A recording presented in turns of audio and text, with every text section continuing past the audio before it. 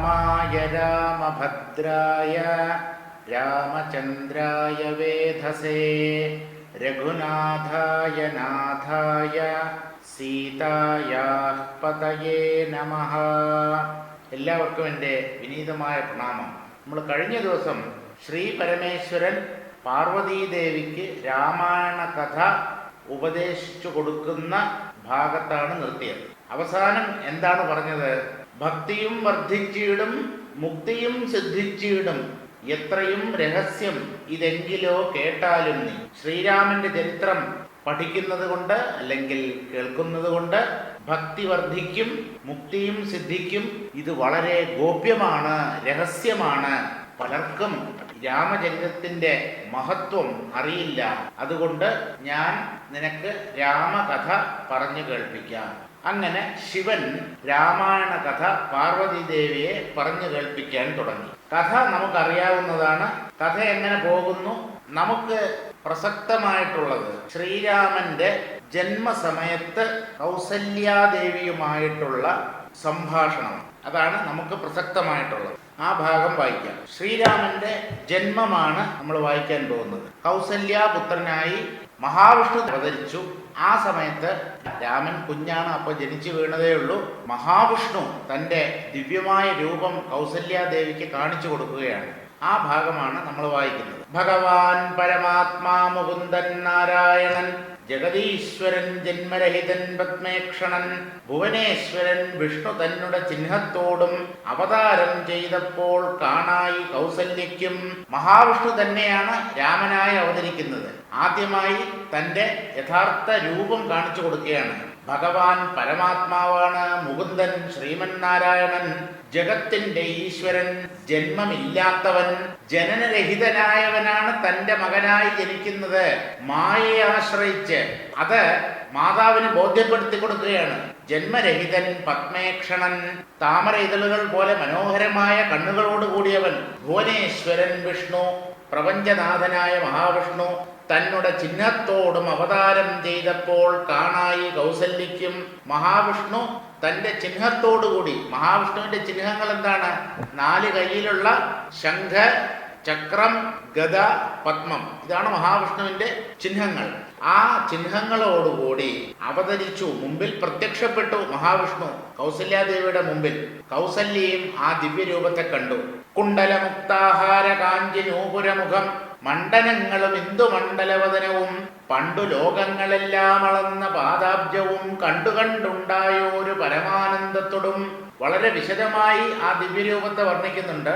അതിന്റെ അവസാന ഭാഗമാണ് വായിക്കുന്നത്.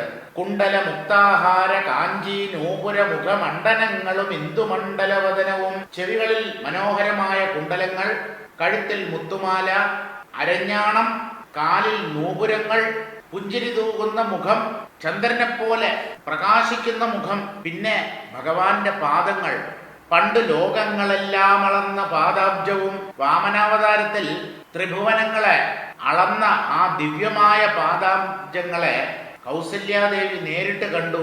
കണ്ടുണ്ടായോരു പരമാനന്ദത്തോടും. കണ്ടിട്ടും കൗസല്യയ്ക്ക് തൃപ്തി വരുന്നില്ല ആ പാദകമലങ്ങളെ ഭഗവാന്റെ. അങ്ങനെ പരമാനന്ദത്തോടുകൂടെ മോക്ഷതനായ ജഗത് സാക്ഷിയാം പരമാത്മാ സാക്ഷാത് ശ്രീനാരായണൻ താനിതെന്നറിഞ്ഞപ്പോൾ തൻ്റെ മകനായി അവതരിച്ചിരിക്കുന്നത് വൈകുണ്ഠവാസിയായ സകല ജീവികൾക്കും മോക്ഷം നൽകുന്ന ജഗത്തിന്റെ സാക്ഷിയായ പരമാത്മസ്വരൂപിയായ ശ്രീനാരായണൻ തന്നെയാണ് എന്നറിഞ്ഞപ്പോൾ കൗസല്യയ്ക്കുണ്ടായ ആനന്ദ അതിരേകത്തിന് അളവില്ല. സുന്ദരഗാത്രിയായ കൗസല്യാദേവിതാനും വന്ദിച്ചു തെരിതര സ്തുതിച്ചു തുടങ്ങിനാൾ.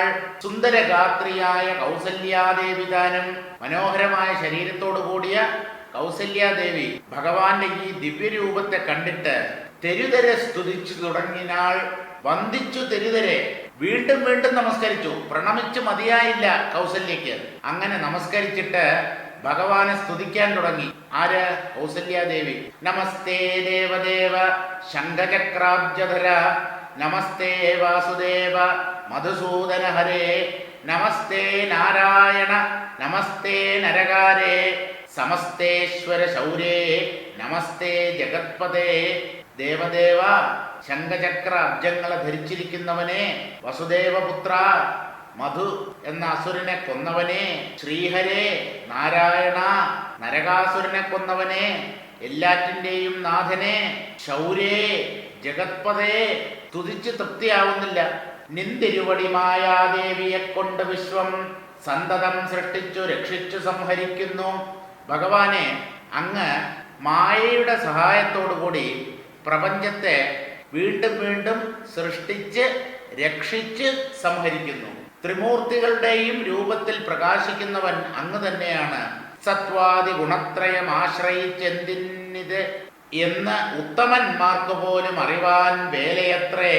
സത്വാദി ഗുണത്രയം ആശ്രയിച്ച്, ഗുണത്രയങ്ങൾ സത്വം, രജസ്, തമസ് ഇവയാണ്. സത്വത്തെ ആശ്രയിക്കുമ്പോഴാണ് രക്ഷ ചെയ്യുന്ന മഹാവിഷ്ണുവിന്റെ രൂപം. രജസ്സിനെ ആശ്രയിക്കുമ്പോൾ സൃഷ്ടിപ്രക്രിയയ്ക്ക് നാഥനായ ബ്രഹ്മാവിന്റെ രൂപം. തമസ്സിനെ ആശ്രയിച്ച് പ്രപഞ്ചത്തെ സംഹരിക്കുമ്പോൾ ശ്രീപരമേശ്വരന്റെ രൂപം. ഈ സത്വം തുടങ്ങിയ 3 ഗുണങ്ങളെ ആശ്രയിച്ച് എന്തിനിത്, ഇതെന്തിനാണ് അങ്ങ് ഈ സൃഷ്ടി സംഹാരങ്ങൾ നടത്തുന്നത്? അങ്ങേക്ക് ഈ പ്രപഞ്ചത്തെ ഇങ്ങനെ ഉണ്ടാക്കി നിലനിർത്തി അഴിക്കുന്നത് കൊണ്ട് എന്ത് പ്രയോജനം എന്ന് ഉത്തമന്മാർക്ക് പോലും അറിവാൻ വേലയത്രേ. വളരെ പഠിച്ച പണ്ഡിതന്മാർക്ക് അല്ലെങ്കിൽ ഋഷിമാർക്ക് പോലും ഭഗവാൻ ഈ കളി നടത്തുന്നത് എന്തിനാണ് എന്ന് അറിയാൻ കഴിയുന്നില്ല. പരമൻ, പരാപരൻ, പരബ്രഹ്മാഖ്യൻ പരൻ, പരമാത്മാവ് പരൻ, പുരുഷൻ പരിപൂർണൻ, അച്യുതൻ, അനന്തൻ, അവ്യക്തൻ, അവ്യയൻ, ഏകൻ, നിശ്ചലൻ, നിരുപമൻ, നിർവാണപ്രദൻ, നിത്യൻ, നിർമ്മലൻ, നിരാമയൻ, നിർവികാരാത്മാദേവൻ, നിർമ്മമൻ, നിരാകുലൻ, നിരഹങ്കാരമൂർത്തി, നിഷ്കളൻ, നിരഞ്ജനൻ, നീതിമാൻ, നിഷ്കൽമഷൻ, നിർഗുണൻ, നിഗമാന്തവാക്യാർത്ഥവേദ്യൻ, നാഥൻ, നിഷ്ക്രിയൻ, നിരാകാരൻ, നിർജ്ജര നിഷേവിതൻ, നിഷ്കാമൻ, നിയമിനാം ഹൃദയ നിലയനൻ, അദ്വയൻ, അജൻ, അമൃതാനന്ദൻ, നാരായണൻ, വിദ്വൻ, മാനസ പത്മ മധുവൻ, മധുവൈരി, സത്യജ്ഞാനാത്മാ, സമസ്തേശ്വരൻ, സനാതനൻ, സത്വസഞ്ജയ ജീവൻ, സനകാദിഭിസേവ്യൻ, തത്വാർത്ഥബോധരൂപൻ, സകല ജഗന്മയൻ, സത്താമാത്രകനല്ലോ നിന്തിരുവടി നൂനം. കൗസല്യാദേവിയുടെ സ്തുതിയാണ്. ഒക്കെ പരമാത്മ വിശേഷണങ്ങളാണ്.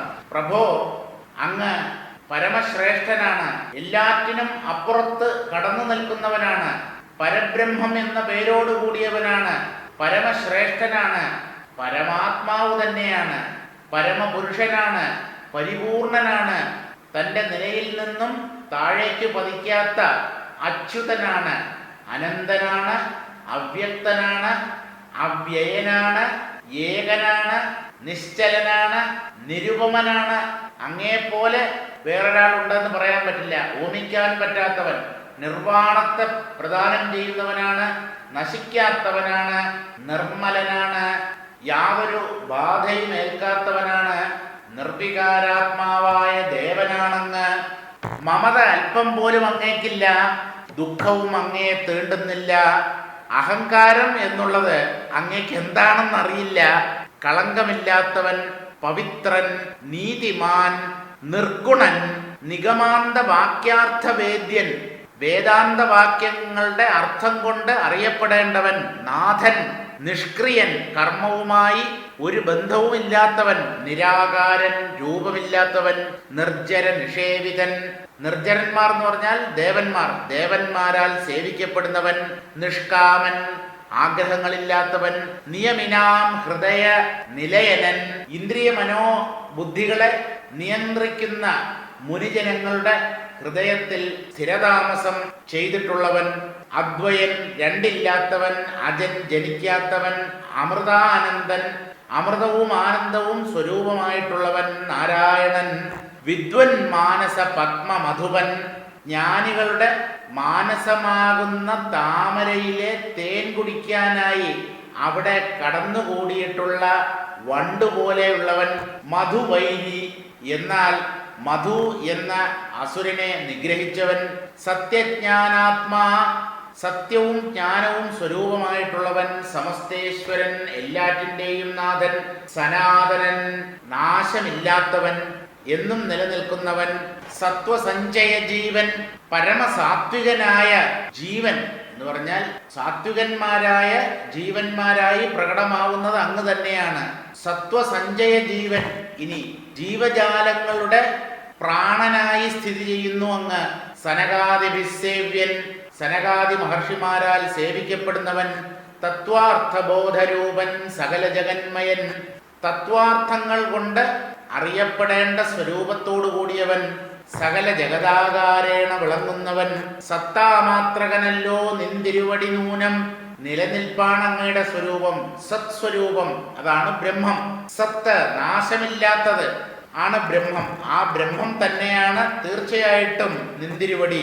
നിന്തിരുവടിയുടെ ജഠരത്തിങ്കൽ നിത്യമന്തമില്ലാതോളം ബ്രഹ്മാണ്ടങ്ങൾ കിടക്കുന്നു. കൗസല്യാദേവിയുടെ ഗർഭത്തിൽ മായയെ ആശ്രയിച്ചാണ് ഭഗവാൻ പ്രവേശിക്കുന്നത്. എങ്ങും നിറഞ്ഞു നിൽക്കുന്ന പ്രപഞ്ചത്തെ മുഴുവൻ തൻ്റെ ഉദരത്തിൽ ധരിക്കുന്ന ആ സർവേശ്വരൻ ഒരു മനുഷ്യ സ്ത്രീയുടെ ഉദരത്തിൽ എങ്ങനെ കടക്കും? അതെല്ലാം മായയെ ആശ്രയിച്ചാണ്. നിന്തിരുവടിയുടെ ജഠരത്തിങ്കൽ നിത്യം. ഹേ ഭഗവാനെ, അങ്ങയുടെ വയറ്റിനുള്ളിൽ അന്തമില്ലാതോളം ബ്രഹ്മാണ്ടങ്ങൾ കിടക്കുന്നു. എണ്ണിയാൽ ഒടുങ്ങാത്തത്ര ബ്രഹ്മാണ്ടങ്ങൾ അങ്ങയുടെ ഉദരത്തിൽ സ്ഥിതി ചെയ്യുന്നു. അങ്ങനെയുള്ള ഭവാൻ എന്നുടെ ജഠരത്തിൽ അങ്ങനെ വസിപ്പതിനെന്തു കാരണം പോറ്റി? അങ്ങനെയുള്ള ഭവാൻ സർവേശ്വരനായ അങ്ങ് എൻ്റെ സാധാരണ മനുഷ്യ സ്ത്രീയായ എൻ്റെ വയറ്റിൽ വസിപ്പതിന് എന്താണ് കാരണം? എന്തിനാണ് അങ്ങ് എൻ്റെ വയറ്റിൽ കിടന്നത് ഭഗവാനെ? ഭക്തന്മാർ വിഷയമായുള്ളൊരു പാരവശ്യം വ്യക്തമായി കാണായി വന്നു മുഗ്ധയാമെനിക്കിപ്പോൾ. ഭക്തന്മാർക്ക് മാത്രം മനസ്സിലാകുന്നതാണ് ഭഗവാന്റെ സ്വരൂപം. ഞാൻ വലിയ ഭക്തയൊന്നുമല്ല, പക്ഷേ എനിക്കിപ്പോൾ ഈശ്വരതത്വം, ഭഗവത് തത്വം എന്താണെന്ന് വ്യക്തമായി കാണാൻ കഴിയുന്നു. ഞാൻ മോഹിച്ചു പോയവളാണ്, ഒരു സ്ത്രീയാണ്, ചപല മനസ്സിന്റെ ഉടമയാണ്. എന്നാലും എനിക്കിപ്പോൾ ഈശ്വര സ്വരൂപം എന്താണെന്ന് വ്യക്തമായി പിടികിട്ടിയിരിക്കുന്നു. ഭർത്തൃപുത്രാർത്ഥാകുല സംസാര ദുഃഖാംബുധവും നിത്യവും നിമഗ്നയായി അത്യർത്ഥം ഭ്രമിക്കുന്നേൻ. ഭർത്താവ്, പുത്രൻ, ധനം, കുലം എന്നിങ്ങനെയുള്ള സംസാര ദുഃഖങ്ങളിൽ, ഇത്തരം മോഹങ്ങളിൽ ഞാൻ ഭ്രമിച്ചിരിക്കുന്നു. ഞാൻ ഈ സംസാര സമുദ്രത്തിൽ വീണ് കിടക്കുന്നു. നിത്യവും നിമഗ്നയായി ഈ സംസാര സാഗരത്തിൽ പതിച്ച് അത്യർത്ഥം ഭ്രമിക്കുന്നേൻ. വളരെയധികം വിഷമതകൾ അനുഭവിക്കുന്നു. എൻ്റെ മനസ്സിനെ മോഹം ഗ്രസിച്ചിരിക്കുന്നു. നിന്നുടെ മഹാമായ തന്നെ ബലത്തിനാൽ ഇന്നു നിൻ പാദാംഭോജം കാൺമാനും യോഗം വന്നു. അങ്ങ് മായയെ ആശ്രയിച്ചത് കൊണ്ട് എനിക്ക് ഒരു ലാഭമുണ്ടായി. ആ മായയുടെ ബലം കൊണ്ട് അങ്ങയുടെ ദിവ്യമായ പാദകമലങ്ങളെ എനിക്ക് ദർശിക്കാനുള്ള ഭാഗ്യം സിദ്ധിച്ചു. ഇന്നു നിൻ പാദാംഭോജം കാൺമാനും യോഗം വന്നു. ദിവ്യമായ മോക്ഷത്തെ നൽകുന്ന ആ ഭഗവത് പാദങ്ങളെ ദർശിക്കാനുള്ള മഹാഭാഗ്യം എനിക്കിന്ന് ലഭിച്ചു. കൗസല്യാദേവിയുടെ സ്തുതി തുടരുകയാണ്. തുടർന്നുള്ള ഭാഗം നമുക്ക് നാളെ വായിക്കാം.